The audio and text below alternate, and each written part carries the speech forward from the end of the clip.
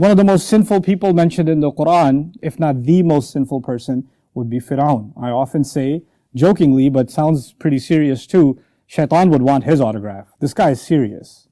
I mean, if there's any crime that you can think of committing against Allah and against humanity, Firaun is your role model for evil.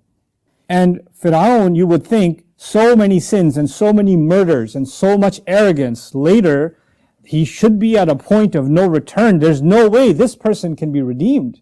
There's no way this person should have a chance at forgiveness. This person should just be destroyed. That's all there should be. But when Allah sent Musa alayhi salam to Firaun, He didn't send Musa alayhi salam to Firaun to destroy Firaun, to punish Firaun. In fact, Allah sent him to Firaun to remind Firaun. And then He said there's potential he could actually maybe even be affected by this reminder, and he might even become a God-fearing person. لَعَلَّهُ يَذَّكَّرْ أَوْ أَنْ يَخْشَى. Now that's pretty wild.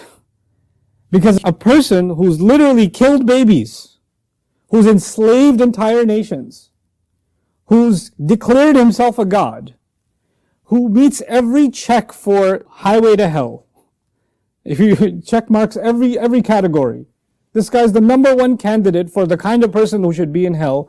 And Allah tells Musa alayhi salam, after all of those crimes and years of them, about this old man. By the way, Firaun is an old man. So it's not like, oh, he's young, he can change. No, he's lived a whole life doing this stuff. And you know what we say about old people? They're set in their ways. It's too late for them. They are how they are. How can they ever change?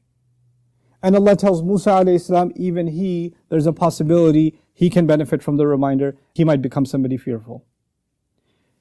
Even though we know how the story turns out, these words are important, aren't they? Allah is telling us something not just about Firaun, but about human beings. You could have done the kinds of sins, the kinds of bad, that it shakes you to even talk about it. Like you're so embarrassed by it, you can't even talk to another person about it. That's how bad it is what you did. That's how embarrassing it is.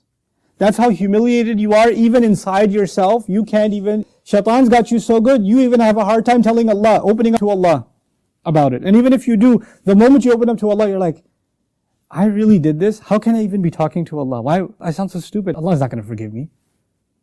Just look at what I've done. Look at what kind of person I am. And Allah Azza wa Jal does not allow, He does not allow a human being to give up hope on themselves. He doesn't do that. He didn't even give that seal onto Firaun.